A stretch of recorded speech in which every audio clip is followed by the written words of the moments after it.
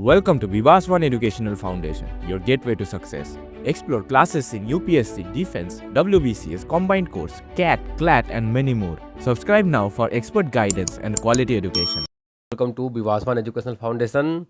तो last class में हमने मोशन के थ्योरी लेक्चर को मैंने डिटेल में पढ़ाया था, सभी कॉन्सेप्ट्स आपको क्लियर करवाए थे। और आज टाइम आ चुका है कि हम मोशन में जो भी प्रीवियस ईयर में एसएससी और बाकी कॉम्पिटिटिव एग्जामिनेशंस में जो भी क्वेश्चंस पूछे गए थे उनको एनालिसिस करने का टाइम आ चुका है।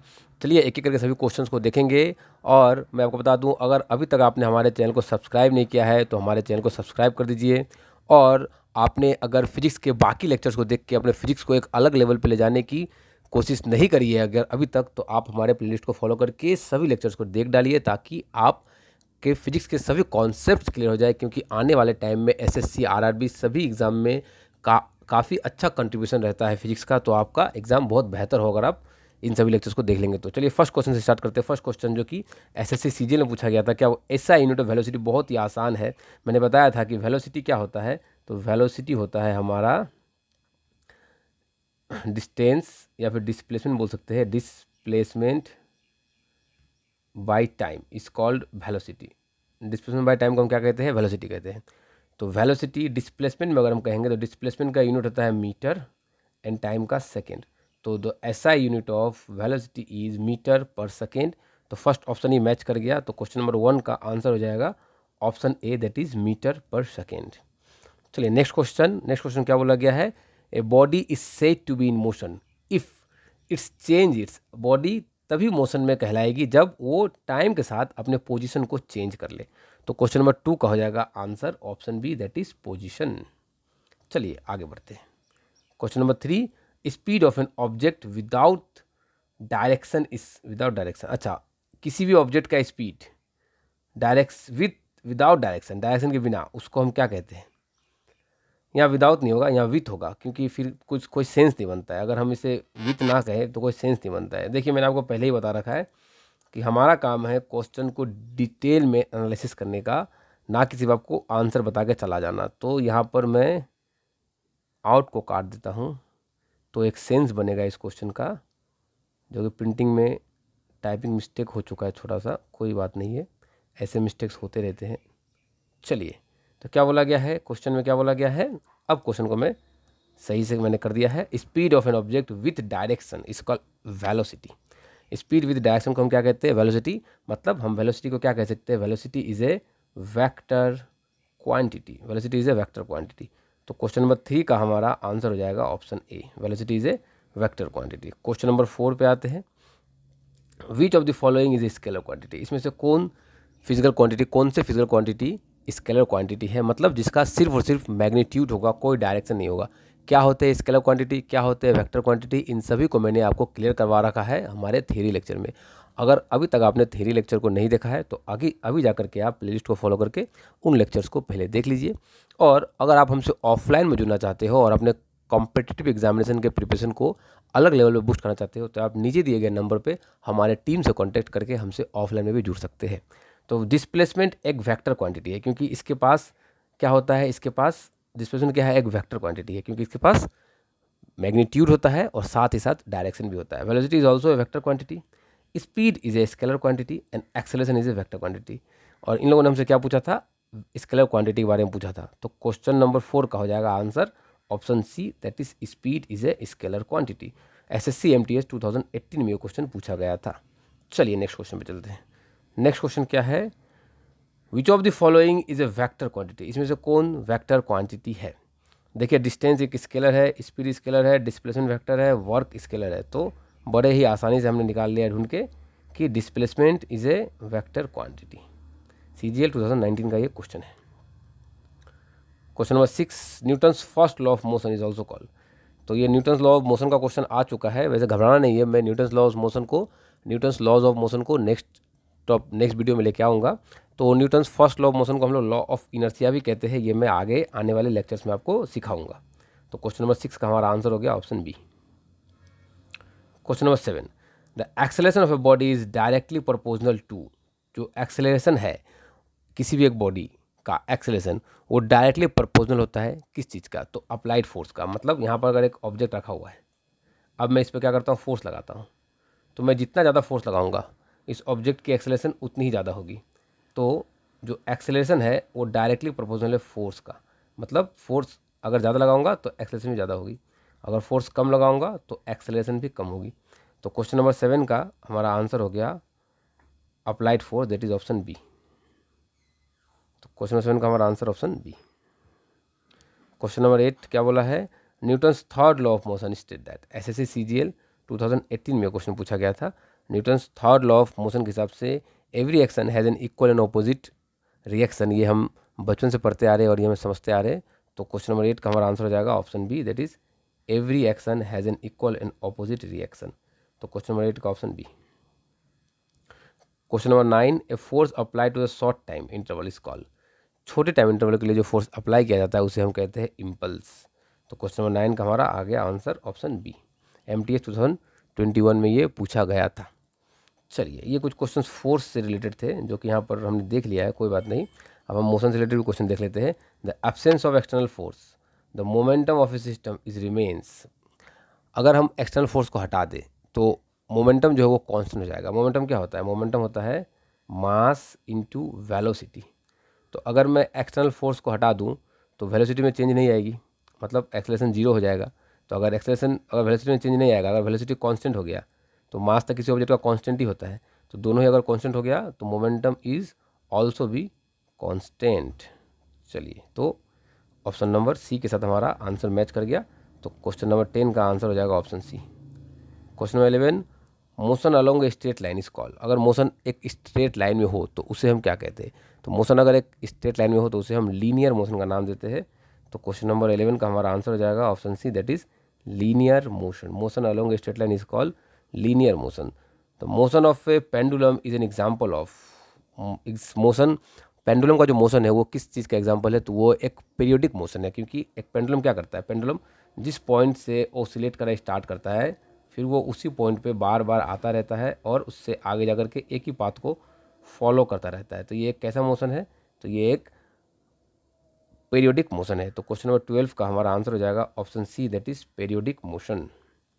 चलिए, इसी के साथ आगे बढ़ते हैं। क्वेश्चन नंबर 13 में क्या बोला गया है, the motion of planet around the sun. जो मोशन है प्लानेट का अराउंड द सन, मतलब सन यहाँ पर अगर मैं ऐसे बना दूँ, यहाँ पर मान लीजिए सन है, तो सन के अराउंड प्लानेट का मोशन होता है। इसको मैं यहाँ पर दिखा देता हूँ इस तरह से। और ये प्लानेट क्या करता है, ये इस तरह से इसके अराउंड चक्कर काटता है एलिप्टिकल पाथ में, और ये फोकाई पे जो है सन रहता है। तो ये जो प्लानेट इसके चारों तरफ चक्कर काट रहा है, इस टाइप के मोशन को हम क्या कहते हैं, इस टाइप के मोशन को एक स्पेशल नाम दिया जाता है जो कि है सर्कुलर मोशन। तो क्वेश्चन नंबर 13 का हमारा आंसर हो गया option B, that is circular motion. Question number 14 पे देखता हूँ क्या बोला गया है, a car moving on straight road with a constant speed is an example of. Speed क्या है, कांस्टेंट। अगर स्पीड कांस्टेंट है तो अगर स्पीड कांस्टेंट है तो मतलब सेम टाइम पे वो सेम डिस्टेंस कवर कर रहा होगा। तो इस टाइप के मोशन को हम यूनिफॉर्म मोशन कह सकते हैं। क्योंकि यूनिफॉर्म मोशन का मतलब क्या होता है कि हर एक टाइम पे जो डिस्टेंस ट्रेवल करेगा ऑब्जेक्ट वो सेम होगा, तो उसे कहेंगे हम यूनिफॉर्म मोशन। तो क्वेश्चन नंबर 14 का हमारा आंसर हो गया option A, that is uniform motion. Question number 15 में क्या बोला गया है, an object moving with a uniform acceleration follow. अगर किसी ऑब्जेक्ट का एक्सेलरेशन यूनिफॉर्म है, एक्सेलरेशन क्या है, यूनिफॉर्म है, तो अगर एक्सेलरेशन यूनिफॉर्म है तो स्ट्रेट लाइन मोशन हो ये जरूरी तो नहीं है, पीरियोडिक मोशन हो ये जरूरी हो सकता है, uniform circular motion and linear motion, non uniform बोला गया है। क्या बोला गया है, नॉन यूनिफॉर्म अगर एक्सेलरेशन है तो स्ट्रेट लाइन नहीं हो सकता है, इसका फिर पीरियोडिक मोशन ही होगा। क्योंकि नॉन यूनिफॉर्म मोशन होते हैं पीरियोडिक मोशन में, नॉन यूनिफॉर्म एक्सेलरेशन होते हैं पीरियोडिक मोशन में। तो एसएससी सीजीएल 2021 में पूछा गया था, जो कि थोड़ा सा कॉन्सेप्चुअल क्वेश्चन है मगर कुछ खास नहीं, इसे हमने आसानी से कर लिया। कि क्वेश्चन नंबर 15 का हमारा आंसर हो जाएगा option B, that is periodic motion. Question number 16 में मैथमेटिकल क्वेश्चन दिख के लग रहा है ये नहीं, सिर्फ ये आपसे फॉर्मूला पूछा गया है। The first equation of motion, मैंने बताया था आपको 3 इक्वेशन ऑफ मोशन के बारे में मैंने आपको बताया। v is equal to u plus a t, this is our first equation of motion. s is equal to u t plus half a t square. Second equation of motion v square is equal to u square plus 2as. This is our third equation of motion. And they are talking about the first equation of motion. So our first equation of motion is v is equal to u plus at, जो हमें option B में दिख रहा है v is equal to u plus at. तो question number 16 का हमारा answer हो जाएगा option B v is equal to u plus at. Question number 17 the second equation of motion gives. Second equation of motion SSC CGL 2019 में question पूछा गया था. Second equation of motion से हमें क्या मिलता है. देखिए सेकेंड इक्वेशन ऑफ मोशन से हमें जो कि मिलता है, मैंने क्या बताया था, second equation of motion s is equal to u plus s is equal to u t plus half a t square. जहाँ से हम लोग क्या डिटरमाइन करेंगे, जहाँ से हम लोग मेनली डिस्प्लेसमेंट को डिटरमाइन करेंगे. तो सेकेंड इक्वेशन ऑफ मोशन से मेनली हम क्या ढूंढते हैं, सेकेंड इक्वेशन ऑफ मोशन से हम मेनली डिस्प्लेसमेंट को ढूंढते हैं. तो क्वेश्चन नंबर 17 का आंसर हो जाएगा option C. Question number 18 if the acceleration of a freely falling body, what is the acceleration of a freely falling body. अगर ऊपर से कोई बॉडी फ्री फॉल कर रहा है तो वो सिर्फ और सिर्फ अर्थ के ग्रेविटेशनल पुल की वजह से नीचे की ओर आना चाहते हैं, और इसके लिए अर्थ का ग्रेविटेशनल एक्सेलेरेशन रिस्पॉन्सिबल है, जो कि होता है g is equal to 9.8 metre per second square. तो क्वेश्चन नंबर 18 का हमारा आंसर हो जाएगा option B, that is g is equal to 9.8 metre per second square. A ball thrown vertically upward come back due to. अगर हम किसी object को vertically upward फेंकते हैं तो फिर उसे घूम करके अल्टीमेटली नीचे आना ही होगा, और नीचे आने के लिए जो फोर्स रेस्पॉन्सिबल है वो कौन सा फोर्स रेस्पॉन्सिबल है, तो वो ग्रेविटेशनल फोर्स रेस्पॉन्सिबल है. तो ग्रेविटेशनल फोर्स मतलब ग्रेविटी रेस्पॉन्सिबल है. तो क्वेश्चन नंबर 19 का हमारा आंसर हो जाएगा option A, that is gravity. Question number 20 what is the unit of acceleration is. Acceleration क्या होता है, एक्सेलरेशन होता है change in velocity by time, और वेलोसिटी की यूनिट होती है मीटर पर सेकेंड और टाइम सेकेंड. तो ये मीटर यहाँ रहा और सेकेंड नीचे आ गया 2 बार, तो मैं बोलूँगा metre per second square is the SI unit of acceleration, जो कि ऑप्शन बी में हमें दिख रहा है. तो क्वेश्चन नंबर 20 का हमारा आंसर हो जाएगा option B, metre per second square. चलिए आगे बढ़ते हैं. Question number 21 centripetal force act toward which direction in a circular motion. तो सेंट्रीपिटल फोर्स किस डायरेक्शन में एक्ट करता है. मान लीजिए ये एक सर्कल है, यहाँ पर एक ऑब्जेक्ट रखा गया है और इस ऑब्जेक्ट को सेंटर से एक धागे से बांध दिया गया है. तो सेंटर की तरफ ये ऑब्जेक्ट एक फोर्स फील करेगा, और ये जो फोर्स होगा इसको हम क्या कहेंगे, इसको हम कहेंगे सेंट्रीपिटल फोर्स. Centripetal force. और बाहर की तरफ भी एक फोर्स एक्ट करेगा जिसको कहेंगे सेंट्रीफ्यूगल फोर्स. सेंट्रीफ्यूगल फोर्स दोनों एक ही है, बस डायरेक्शन अलग होते हैं और नाम थोड़े अलग होते हैं. तो centrifugal force toward the centre act करेगा. तो क्वेश्चन नंबर 21 का हमारा आंसर हो जाएगा option B, toward the centre.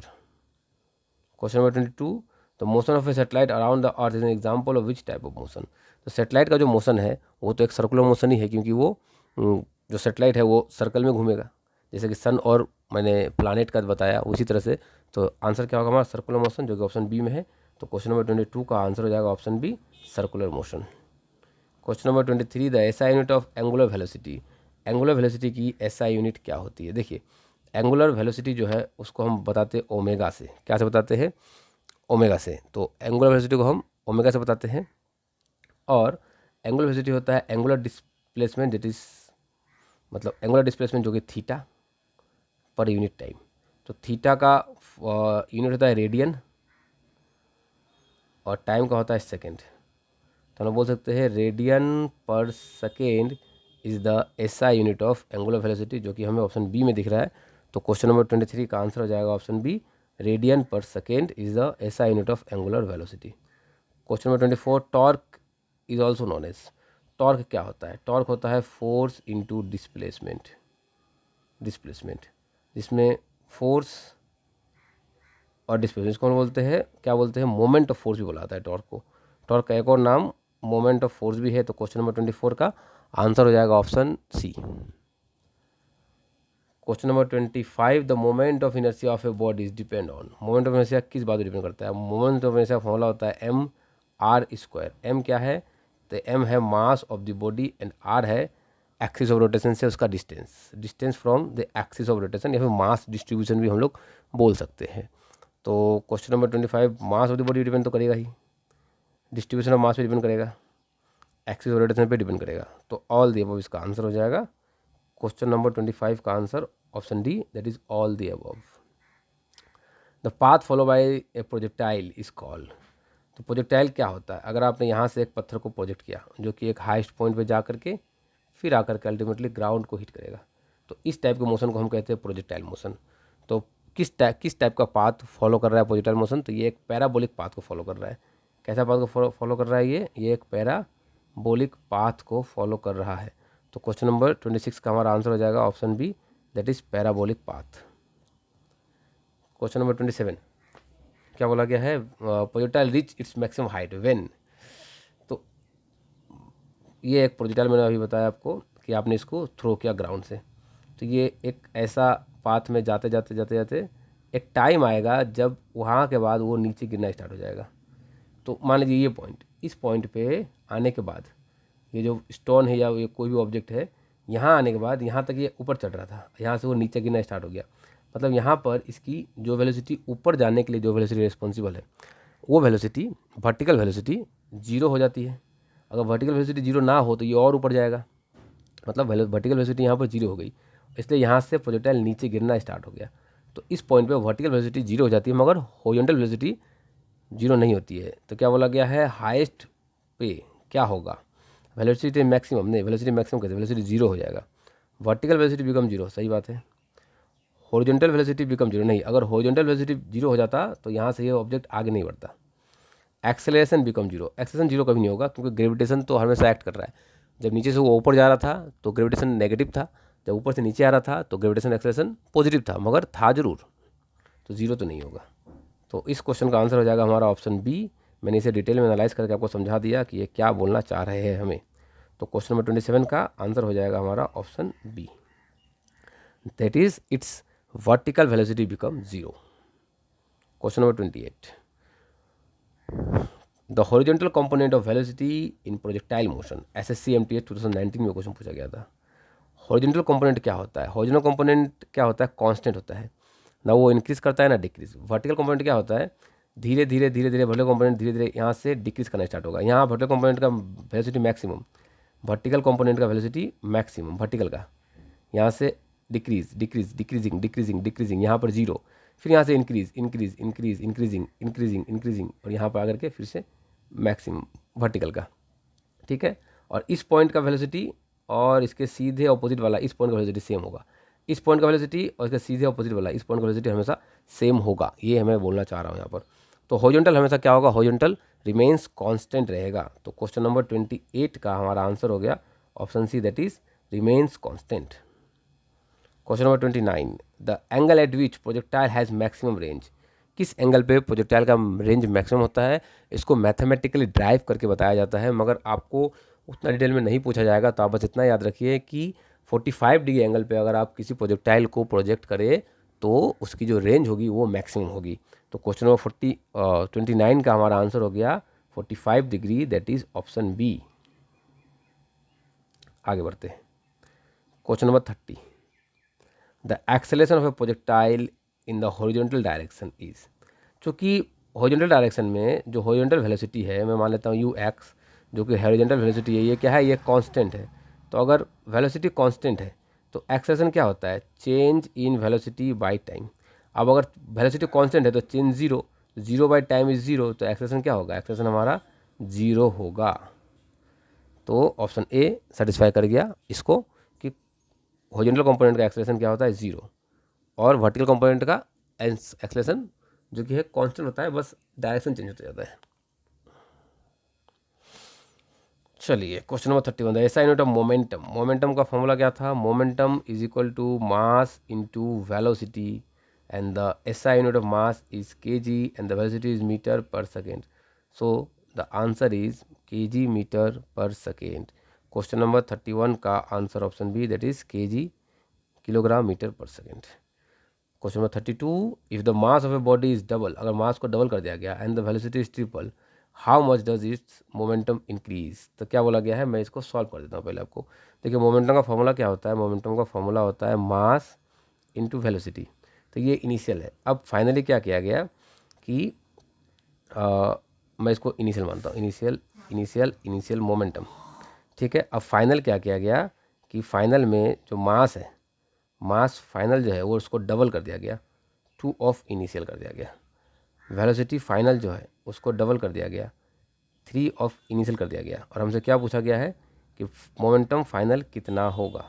तो हम यहाँ क्या करेंगे, इसे सॉल्व करेंगे बड़ी आसानी से। मोमेंटम फाइनल के लिए मैं क्या करूँगा, मास फाइनल और वेलोसिटी फाइनल को अप्लाई करूँगा। तो मास अगर मैं फाइनल बोलूँ तो वो है 2 टाइम मास इनिशियल, वेलोसिटी में अगर फाइनल बोलूँ तो वो है 3 टाइम वेलोसिटी इनिशियल। अब मैं इसको एक जगह पर अरेंज कर देता हूँ, 2 इंटू 3 को एक जगह ले आता हूँ, मास इंटू वेलोसिटी को एक जगह। तो आप देखिए यहाँ पर कि ये जो है 6 हो गया इंटू इनिशियल, और ये दोनों क्या है, मास इंटू वेलोसिटी जो इनिशियल है, इसको मैं बोल सकता हूँ ये मोमेंटम इनिशियल है। तो हमारा फाइनल मोमेंटम क्या हो जाएगा, फाइनल मोमेंटम हो जाएगा 6 इंटू मोमेंटम इनिशियल, तो 6 टाइम हो जाएगा इनिशियल मोमेंटम का। देखिए इसे आप डायरेक्टली बहुत ही आसानी से निकाल पाएंगे, मगर मैं एक एक स्टेप बाय स्टेप आपको सॉल्व करके दिखा रहा हूँ ताकि आपको कॉन्सेप्ट्स में क्लियरिटी हो। अगर मैं यहाँ पर सिर्फ आंसर बताने के लिए आया होता कि हाँ मुझे सिर्फ आंसर बताना है और चला जाना है आंसर की बताने जैसा, तब तो मैं इसे बिना देखे ही मैं 6 टाइम मार देता, क्योंकि यहाँ पर ये 2 गुना है और ये 3 गुना है, और 3 इंटू 2 6 होता है, सभी को पता है। मगर मैं यहाँ पर सॉल्व करके आपके कॉन्सेप्ट्स को क्लियर करवाने आया हूँ, इसलिए मैं इसे सॉल्व कर रहा हूँ आपके सामने। तो क्वेश्चन नंबर 32 का आंसर हो जाएगा ऑप्शन सी। तो क्वेश्चन नंबर 32 का answer option C, that is 6 time of initial momentum. Question number 33 क्या बोला गया है, which law state that force is equal to the rate of change of momentum. किस लॉ ने कहा कि force is equal to rate of change of momentum by time. तो ये सेकेंड लॉ है, ये मैं आपको लॉज ऑफ मोशन चैप्टर में पढ़ाऊंगा कि सेकेंड लॉ में बताया गया था कि फोर्स इज इक्वल टू, या force is directly proportional to rate of change of momentum. ये कितना नंबर क्वेश्चन है, ये क्वेश्चन नंबर 33 है। तो क्वेश्चन नंबर 33 का हमारा आंसर हो जाएगा option B, that is Newton second law. Question number 34, ठीक है, चलिए। क्वेश्चन 34 SSC MTS 2011-21 में पूछा गया था, in elastic collision what is conserve. In elastic collision में क्या कंजर्व होता है।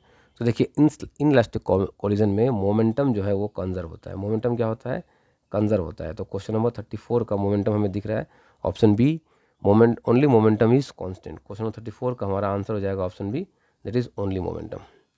Question number 35, the impulse of a force is equal to. Impulse क्या होता है, देखिए इम्पल्स होता है चेंज इन मोमेंटम। इम्पल्स क्या होता है, change in momentum is impulse, change in momentum is impulse. तो ऑप्शन बी में दिख रहा है हमें कि change in momentum is impulse. Question number 35 का answer option B, change in momentum. The kinetic energy of a moving body is given by which formula. Kinetic energy का simple formula होता है हमारा half into mass of the body into velocity का square. So half M v square is the formula of kinetic energy.